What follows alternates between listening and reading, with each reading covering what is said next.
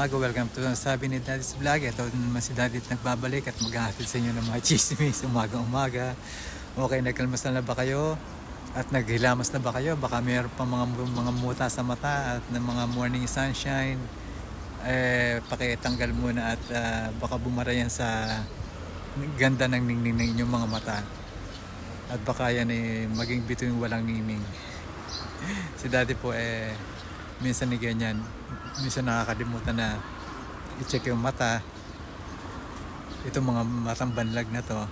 Kaya minsan hindi ko napapansin na meron pala akong mga muta. Ayan. Andito na naman po tayo para makipagkwentuhan sa inyo lahat at para maghatid sa inyo ng chismis. Ang chismosong Daddy. At sana nasa mabuti kayong kalagayan. Ang pagkukwentuhan po natin ngayon kung ano nga bang estado ng buhay namin mga Pilipino dito sa Japan. Alam niyo po, kagaya ng sinasabi ko, maraming Pilipino o marami sa ating kababayan ang naninirahan dito sa Japan. At hindi po lahat o hindi lahat ng mga Pilipino yon ay successful o tinatawag nating matagumpay sa kanilang mga pinasok na hanap buhay, lalo na ngayon dumaan ng pandemic. At marami po sa kanila ang naghihirap pa rin hanggang ngayon. Actually, mga 20% lang po siguro yung mga successful ang kanilang mga pagsasama sa kanilang mga asawa.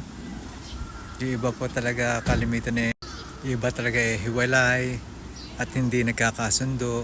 Kaya minamabuti nila na maghiwalay na lang sa maraming aspeto o sa maraming paraan. Medyo nakakalungkot tignan pero nakakalungkot pakinggan. Pero yun po ang buhay naming mga nandito sa Japan. Hindi po, syempre pag sinabing Japan, marami po ang mga Pilipino na o ibang tao na wow, andiyan ka sa Japan, mayaman ka na. Hindi po ganon. Hindi po lahat ng nag-Japan ay mayaman o hindi po lahat ng nandito ay maunlad o maganda ang buhay. Marami po sa amin ang mahirap pa rin hanggang ngayon, kaya nakikipagsapalaran sa agos ng buhay. Pero dito po sa Japan, ang mga bagay na gusto ko ay yung kagaya ng mga hospitalization. Meron pong yung afford nyo po yung gamot at madali pong magpa-hospital dito. Pero ang mga pagkain po ay halos malaki na po ang tinaas at lahat po ay may 10% tax. Isipin niyo po kung gaano kalaki ang 10% tax sa ang binabayaran bawat produkto dito sa Japan. Kaya napakahirap po ng sitwasyon. Ngayon, marami pong mga Pilipino o marami pong mga kaibigan na nagpapaabot ng tulong at marami po ang nagdo-double work dito. Kaya nakakasurvive po sa mga bayarin. Yung iba po halos wala nang itinutulog. Inilalaan lang po nilang o pinapatay nila ang kanilang katawan sa trabaho, umaga at gabi. Medyo hindi naman po maganda yung para sa ating kalusugan. Baka tayo ay tumiwarik na lang ng basta-basta. Kaya yung iba po talaga nangangayayat at talagang minsan po umaabot po talaga sa talagang natutumba na sila dahil sa sobrang hirap at pagod dito sa Japan na hindi alam ng ibang tao o hindi alam ng mga kaibigan nila sa Pilipinas at hindi rin alam ng mga pamilya nila na ganun kahirap ang buhay dito sa Japan. Sa loob po ng maraming taon, napansin ko po na talagang maunlad ang bansa. napakaunlad. Hanggang sa ngayon din po naman kahit na bumababa ang kanilang ekonomiya at talagang nagpupursige sila magpapasok ng mga tourist. Ang hindi po sila mahigpit sa pagpapasok ng tourist kasi para po makaangat ang kanilang ekonomiya dito sa Japan. At marami po ang mga bagay na sinusunod nila at dito po talagang mahirap na makipagsapalaran at marami pong trabaho, marami pong available na trabaho pero wala po tayo masasabi na madaling trabaho. Ang pinakamadali pong kahit po yung mga nagtatrabaho sa gabi kahit na po sabihin natin pa table lang sila, pa inom-inom nakaka-stress din po yung kanilang trabaho dahil kailangan po nilang sa panahon po ngayon kailangan po nilang tumawag ng parokyano dahil paswelduhan po sila at kailangan meron silang quota dahil ang patakaran po ngayon bago ka tanggapin sa isang nightclub o sa panggabing pinapasukan kailangan tatanong sa iyo kung meron kang parokyano kasi sa hirap po ng buhay ngayon at sa kokonti na lang yung mga nag-iinom sa gabi talagang hinahanapan ka ng parokyano. Hindi po kagaya nung 70s, 80s, 90s talagang ang mga parokyano po may inis ka dahil pumupunta sa iyo ng kusa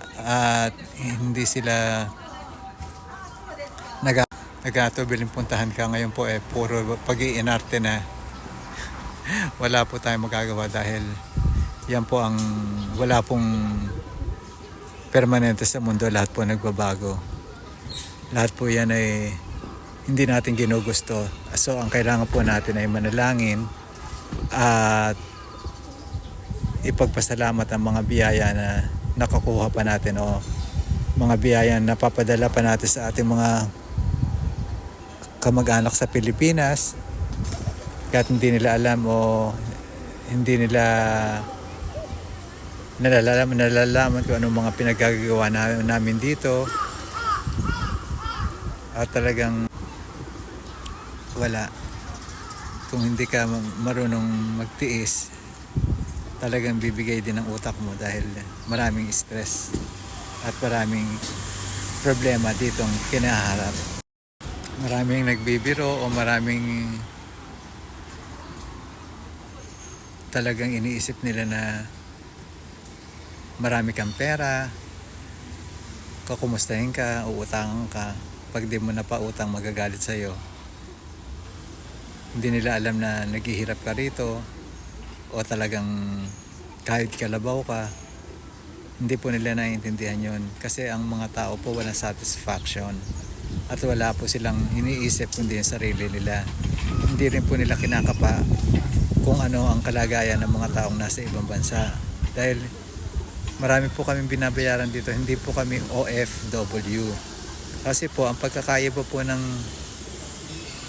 dito na nakatira i-shoulder nyo po lahat ng bayarin mula pagkain hanggang sa tubig, kuryente, ilaw at saka po wala kayong allowance kundi maghanap kayo. Ang pagkakaiba naman po sa mga OFW o yung mga halimbawa sabihin na natin na talento o nagtatrabaho sa factory sila po ay may allowance patira po sila, wala silang binabayaran ng ilaw, kuryente, etc. Talaga pong meron silang mga allowance pa at sasabihin natin na makakaipon sila at may maitatabi sila at may padadala sa pamilya. Yan po ang kaibahan ng na nag-migrate na dito at kaibahan po ng isang talento o isang OFW. At saka po ang isang talento pag marami pong kita kasi may mga TIP po yan. Marami po silang pag marami ka pong customer, marami magbibigay sa iyo. Hindi po kagaya ng mga kagaya ko na talagang graduate na sa mga ganyang trabaho. At talagang napakahirap ng isipin na ganito na pala ang kalakaran ngayon sa Japan. So mga kaibigan, nais ko lang pong magpasalamat sa mga dati po 5 lang ang subscribers ko. Ngayon po 46 na. Marami na po akong kaibigan. Actually kakunti po yun, pero para sa small YouTuber na kagaya ko, marami na po yun. Pero yung iba po sana mag-subscribe pa dahil marami po akong plano. At pag tayo po ay marami ng pinagkakakitaan o marami na tayong, kasi yun po ang ano ko ang aking mission. Gusto ko rin makatulong sa maliit na paraan, malaki man o maliit na paraan. Gusto kong gawin ito para sa mga kababayan natin dahil para ano pa at paano kung hindi na ako makalakad dahil sa aking sakit na Parkinson's, paano kung hindi na ako makapag-vlog. Gusto ko na kahit na sa konting sandali may maitulong ako sa ating kapwa. Yun ang aking pakay. Hindi ko gustong yumaman, hindi ko gustong maging famous. Ang gusto ko lang ay makatulong sa pamamagitan ng maliit na bagay. Kaya don't forget to subscribe, tsaka po mag-like kayo para po tayo maging masayang lahat. Ay, makulimlim po ang araw ngayon at nais ko po sabihin na sana ingatan nyo inyong sarili at sana ay nasa mabuting kalagayan. Huwag po kalimutan magdasal dahil ang pagdasal po natin ay ating kalusugan dahil ito po ay ang ating kayamanan. Kaya po ang sa payo ni Daddy, ang sabi ni Daddy, marami pa tayong pagkukwentuhan tungkol sa mga tunay na buhay dito sa amin dito sa Japan. Hindi po ako makapag-vlog ng kasama ang aking pamilya dahil talaga po nag-iisa lang ako. Ngayon po ay pumasok na yung aking anak para yung aking may anak na special child na talagang dumaan ng Golden Week ni ilang araw na walang pasok nagtinuyo at nagbasag kaya iniisip marami kung paano i-handle ang mga bagay na ito. Ito po ay na-handle naman namin na maayos at ito po ay i-share namin sa inyo sa susunod na pagbablog. Medyo dumaranas po ako ng depression at anxiety kaya pagagalingin naman ako ng Panginoon sa tulong sa awa niya. Kaya sa mga ating kaibigan, mag-iingat kayo lagi ko yung sinasabi at sana maging masagana inyong buhay at sana dumating ang mga pagkakataon na talagang maging maayos ang ating pamumuhay lahat dahil tayo dumaan sa pandemic at dumaan tayo sa hindi magandang sitwasyon. Sana umunlad ang ating bansa, ang ating bansang Pilipinas. At sana alagaan nyo inyong mga anak, turuan nyo na kahit na wag nyong i-expect na maging maayos ang kanilang buhay. Oo, isipin natin na maging maayos ang kanilang buhay. Pero ang ating i-wish ay maging isang mabuting mamamayan ng ating mga anak. At yan napakahalaga. So mga kababayan, hanggang dito na lamang po at si Daddy po ay magsasampay pa ng mga nilabhan na iipunan po kami ng nilabhan dahil mga ilang araw din po ako hindi nakapag-vlog dahil masyado po masama ang aking pakiramdam. Sana kayo rin nakapaglaban na kayo at nakapag-saing at nakakain na kayo ng inyong pagkain, hapunan man, umaga o tanghalian saan man kayo naroon. At hanggang dito na lang at sasabihin ni Daddy na bye-bye with love. Paalam po. Hanggang sa muli. Bye-bye.